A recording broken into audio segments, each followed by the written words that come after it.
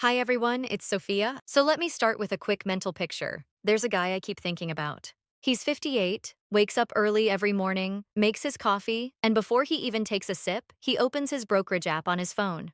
And there it is, $1.5 million. Same number, more or less, day after day. Last week, he actually got into a debate with his wife over the internet bill. It went up by $15. $15. He has more than enough money, but he can't feel it. And I'm not saying this to make fun of him. I've been close enough to that feeling myself to recognize it. That subtle tightness in your chest when you glance at your portfolio and see red, even when you logically know you're not going to touch that money for years. Knowing the right thing doesn't always stop the feeling. Here's the thing. There's a whole system designed to make you feel exactly this way. Financial media has been running the same playbook for over a decade. Throw out a big number, $2 million, $3 million, $5 million, repeated enough times, and people start to believe that's the entry fee for a decent retirement. Work longer, take more risk. Do whatever it takes to hit that number. But what they don't tell you is that the number itself was never really the point. In fact, Fidelity's own data shows that the median retirement savings for Americans in their 60s is around $185,000. Not $2 million, not $3 million. The huge benchmarks you hear about aren't describing the middle class. They're describing a world most people will never live in. And chasing those numbers is costing people real years of their actual lives. The real number you should care about isn't your account balance. It's how many fixed bills you can cover before you ever have to touch your portfolio, and whether you can sleep at night without constantly running the math. That's a completely different question, and it's one that most financial content refuses to ask. Over the years, I've noticed there are 5 distinct types of retirees who are genuinely in the top 1% of financial well-being, and most of them don't have $3 million. Some of them haven't even crossed $1 million. What they have is something harder to build and easier to overlook. If you see yourself in at least one of these 5, you're probably richer than you think. Let's start with the first type, because this one generates the most arguments on every personal finance forum. The arguments make sense on paper. They just don't account for what it actually feels like to carry a mortgage into a down market. Take someone like David. David is 59, a mechanical engineer, good career, consistent saver. His financial advisor is sharp, the kind of person who builds actual Excel models, not just talks about them. For years, the model said the same thing. Keep the mortgage. The logic was clean. David had a 3% mortgage. Historically, a diversified portfolio returns around 7% over time. That's a 4% spread. On paper, paying off the house early is just leaving money on the table. So David kept the mortgage, kept investing the difference, and watched his portfolio climb. Then the market dropped 18% in a correction. Nothing catastrophic, just a normal bad year. But David didn't sleep for 3 weeks. Every time the market dipped, his brain ran the same calculation. Less portfolio value, same mortgage payment, same mortgage payment, same mortgage payment. He came within one conversation of selling everything and moving to cash, which would have locked in every loss. He didn't. But he also never forgot how that felt. 2 years later, he used a chunk of savings to pay off the house. His advisor wasn't thrilled. The spreadsheet still didn't love it. But David slept fine the next time the market dropped. I'll admit something here. I used to tell people the same thing his advisor did. Don't pay off a 3% loan. That's cheap money. I was looking at the spreadsheet and ignoring the person holding it. People don't live inside Excel. They live inside their own nervous systems. I knew that theoretically. It just took me a while to actually factor it in. So let's talk about what debt-free actually means in dollar terms, because it's not just psychological. Say your mortgage payment is $20,500 a month. That's $30,000 a year in fixed obligations. Under a 5% withdrawal rate, you would need $600,000 in your portfolio just to cover that one bill, just the house payment, nothing else. Pay off the mortgage, and you've effectively given yourself $600,000 of breathing room without adding a single dollar to your account. Run that number against your own mortgage. The result is usually bigger than people expect. That's not a small number. That's the difference between a retirement plan that requires your portfolio to perform and one that doesn't. Now, I'm not saying this works for everyone. If you have a 2.75% rate locked in from 2020 and 20 years of compounding ahead of you, the math may still favor keeping the loan. Context matters. But here's where conventional advice gets the framing wrong. It treats this as a pure return optimization problem. It isn't. It's a risk management problem. When you carry a mortgage into retirement, you're introducing what's called sequence of returns risk. The market drops 25%, but your mortgage is still due on the first. A $2,500 monthly obligation doesn't care what the S&P 500 is doing. The retirees who weather downturns without panic selling are almost always the ones whose basic costs are covered no matter what the market does. That's a structural advantage. But here's the catch. Having a floor doesn't mean you'll let yourself use it. That's the thing nobody warns you about. That's the condition that quietly traps more Gen X retirees than anything else. Meet Susan. She's 62, spent her career as a nurse. 31 years of 12-hour shifts, holidays away from her kids, the kind of work that grinds you down in ways that don't show up on a pay stub. She has $1.2 million in her retirement account. She built that on a nurse's salary through discipline and consistency, decades of maxing out her 403B when her colleagues were buying boats. She drives a 2009 Honda Civic with a recurring transmission problem. She's been meaning to get it looked at. Her grandkids live in Portland. She hasn't visited in 14 months because the flights feel like a lot right now. Susan is not struggling. Susan is one of the most financially successful people in her zip code. And she is living quietly like someone who is afraid. Here's the mechanism worth understanding, because this isn't about discipline or character. It's about how the brain gets trained. For 30 years, Susan's financial identity was built around one signal. The number goes up every month. The balance increased. And that increase was the proof that she was doing it right. Safe, responsible, in control. Retirement broke that signal. Now the number is supposed to go down. That's literally the plan. And her nervous system treats every withdrawal like a warning alarm. This is what researchers call the retirement spending gap. Vanguard has tracked this across thousands of retirees. People consistently underspend relative to what their portfolios can safely support. Not by a little, but meaningfully. If Susan is in that group, and she is, that gap isn't caution. It's just money not being used. The psychology of accumulation doesn't automatically flip into a psychology of distribution just because you filed the paperwork. I've watched this happen enough times to recognize it, and I'll be honest, I caught myself doing a version of it. I hit a portfolio milestone I'd been working toward for years, took my wife out to a nice dinner, and spent half the meal looking at the right column of the menu before I ordered. 30 years of watch what you spend doesn't uninstall overnight. The math here is actually freeing once you look at it directly. The 4% rule, or its more updated version, puts sustainable withdrawals somewhere between 3.5% and 5%. That range shifts based on how long you need the money to last and how your portfolio is built. Here's what that means practically. If you spend $50,000 a year, you need about $1.25 million to fund that indefinitely. If you spend $80,000 a year, you need $2 million. That's a $750,000 difference driven entirely by lifestyle cost, not portfolio size. Susan, with $1.2 million, can comfortably spend $48,000 to $60,000 a year. She's not doing that. She's spending closer to $32,000. The gap isn't protecting her. It's just sitting there while she skips flights to Portland. What nobody says out loud is that the window closes. Between roughly 60 and 70, most people have the three things that matter: money, time, and health overlapping in the same decade. Knees get replaced. Energy shifts. The trip to Portugal you keep postponing gets quietly moved from someday to probably not.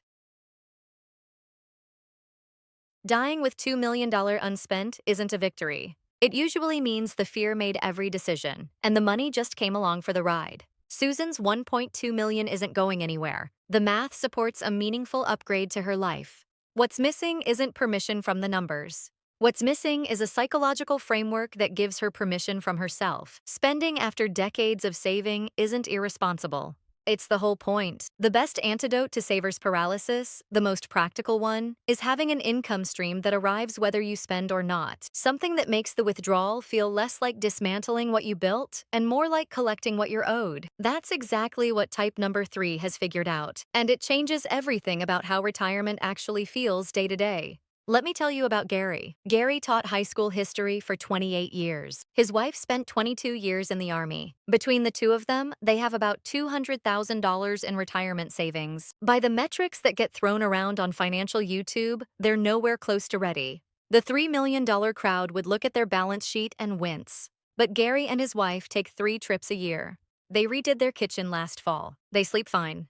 Their combined Social Security and pension income comes to $5,500 a month. Before they touch a single dollar of that $200,000, their rent, utilities, groceries, insurance, and car payment are already covered, with a few hundred left over. The $200,000 isn't their lifeline, it's their fun money. Every retiree has what you could call a fixed cost floor. That's the number that has to be covered every month, no matter what: housing, food, utilities, basic health care. For most households, that runs somewhere between $3,500 and $5,000 a month, depending on where you live and whether you're carrying debt. When guaranteed income, Social Security, a pension, an annuity, covers that floor completely, something structural shifts in how a portfolio behaves. Your investments no longer have to perform every single month. They don't need to fund your rent in a bad quarter. They can ride out a 20% correction without you being forced to sell anything, because nothing essential depends on them in the short term. That's not a small advantage. That's the difference between a portfolio that works for you and one you have to work around. The retirees who stay calmest in a downturn, I've watched this repeat enough times to trust it, almost never have the biggest portfolios. They're the ones whose essential costs are already spoken for before the market opens on Monday morning. Now, there's a trap buried in this category that costs people real money, and it's worth naming clearly. Social Security can be claimed as early as 62. A lot of people do it, sometimes because they need to, sometimes because they've heard the government might run out of money and want to lock something in. The cost of that decision is permanent. Claiming at 62 instead of your full retirement age reduces your benefit by roughly 25% to 30%, permanently, every month, for the rest of your life. If your full retirement age benefit is $2,200 a month, claiming at 62 drops that to around $1,540. That's $660 a month you're leaving on the table every month for what could be a 20 or 25-year retirement. Over 20 years, that gap adds up to more than $158,000 in lost income. And that's before you factor in cost of living adjustments that stack on top of a higher base. That's not a rounding error. That's a car, a kitchen renovation, 3 years of travel, just from one decision made at 62. Delaying to 70 pushes the benefit even further, roughly 8% more per year past full retirement age. For most people in decent health, that's the lowest risk, highest leverage move available to them.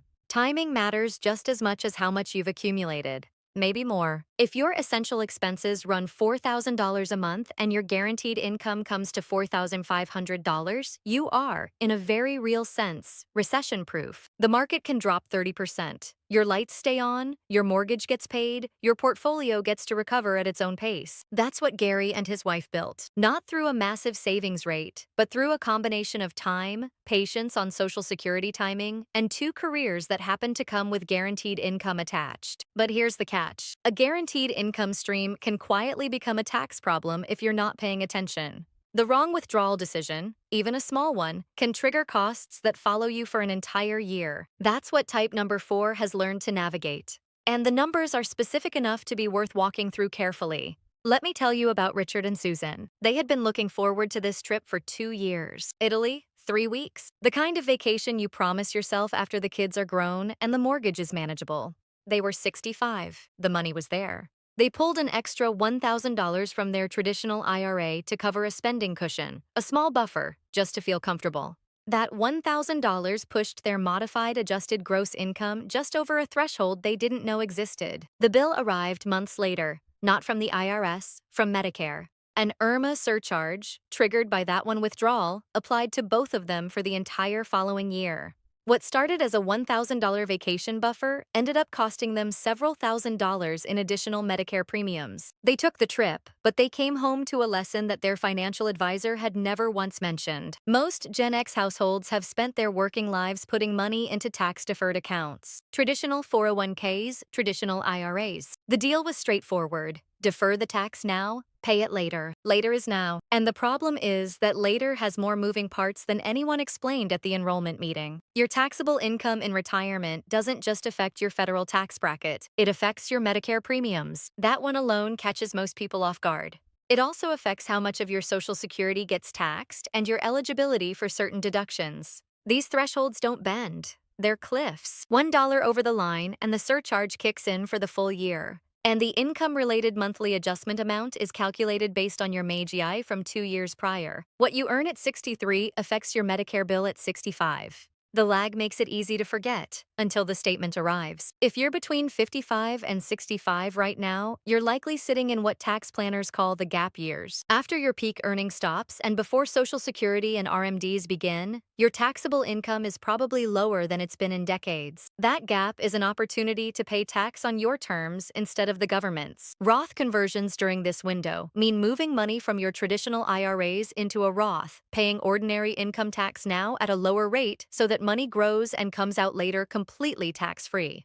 You're paying tax on the seed instead of the harvest. It's not a glamorous move, but the kind of mistake Richard and Susan made doesn't happen to people who've already done it. Here's the urgency in 2025 and 2026 specifically. The Tax Cuts and Jobs Act brackets are set to expire at the end of 2026. When they do, rates are scheduled to revert to pre-2018 levels, meaningfully higher across most brackets. Converting now, while the lower rates still exist, is one of the more straightforward planning moves available.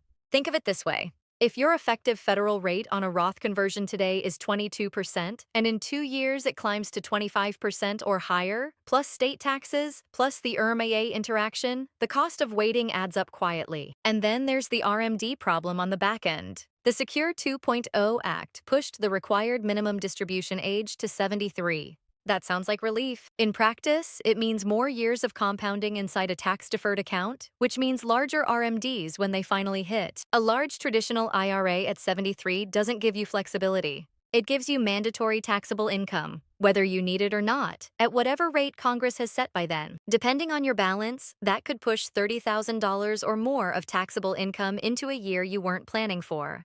The retirees who navigate this well aren't necessarily the ones with the most money. They're the ones who treated their account types as separate tools with different tax profiles and moved assets deliberately between them during the years when they had room to choose. That's the invisible work. And it tends to be worth more than anything posted on financial Twitter.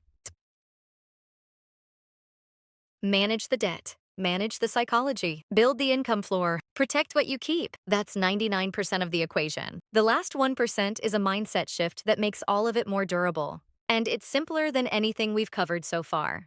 Think back to the last real market downturn you lived through.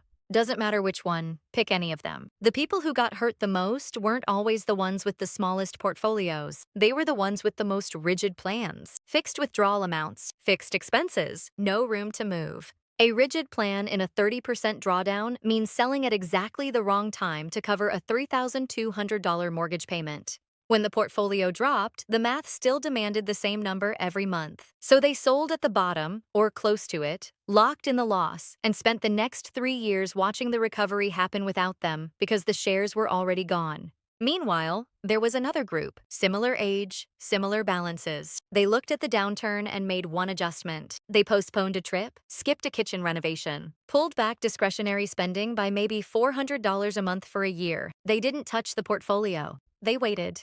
The market recovered, as it has every single time in modern history, and their share count was intact. Same storm, completely different outcome. The difference wasn't income or net worth, it was structure. Most retirement spending falls into 3 categories, whether people label them that way or not. Essential is the stuff that doesn't negotiate: housing, food, healthcare. Flexible is everything you can dial back without real pain: dining out less, delaying a car. And then there's discretionary: the trip, the renovation, the stuff that's genuinely optional. The flexibility strategist keeps those categories genuinely separate, not just in a spreadsheet, but in how they think about a market downturn. When things get rough, they pull back on discretionary first, flexible second if needed. Essential never moves.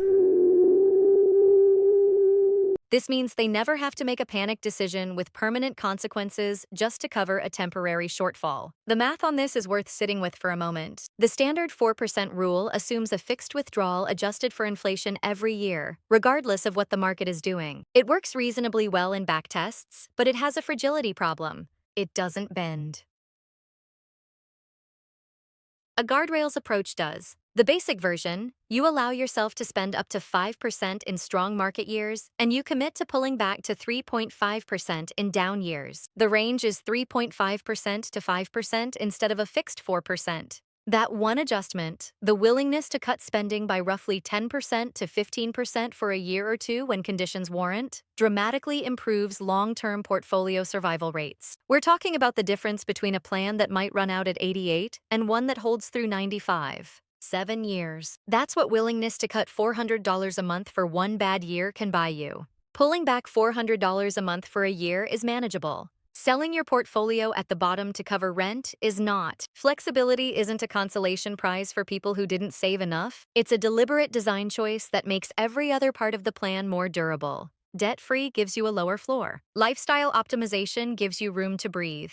Guaranteed income holds the floor steady. Tax efficiency protects what you keep. And flexibility means none of those pieces crack under pressure when the market decides to remind you it doesn't follow a schedule. That's the full picture. And it's simpler than the $3 million narrative makes it sound. 5 types, 5 different profiles. None of them required $3 million to get there. Debt-free gave them their sleep back. Lifestyle optimization freed them from the guilt of actually spending what they built. Guaranteed income created a floor that the market can't touch. Tax efficiency protected the money that would have quietly leaked away. And flexibility made the whole structure durable enough to survive the years when nothing goes according to plan. These aren't 5 separate strategies. They're 5 expressions of the same underlying idea, that retirement security is less about the size of the pile and more about how well the structure holds when things get uncomfortable. The $3 million headline isn't describing most people's lives. It's describing an anxiety. And anxiety is very good at making you feel behind, even when the actual picture is more stable than you think. Prosperity isn't measured by the number of zeros in your account. It's measured by the number of choices you have when you wake up in the morning. That sounds abstract until you actually have it. Then it's just Tuesday morning and you don't have to check anything. If you can choose whether to work, if you can choose whether to take the trip, if a bad market month doesn't change what you eat for dinner, you're already in the top 1% of financial freedom, whether or not the balance sheet says so. The headline was never describing you anyway. Make the plan, clean up the debt. If the Roth window is still open for you, 2026 is the year to take it seriously. And give yourself permission to actually use what decades of discipline built. If you recognized yourself somewhere in this video, share it with someone in your circle who's been losing sleep over a number that was never the right number to begin with. And hey, if you want more conversations like this, no hype, no fake numbers, just real thinking about money and markets, hit that subscribe button. We meet tomorrow. Same time, same place.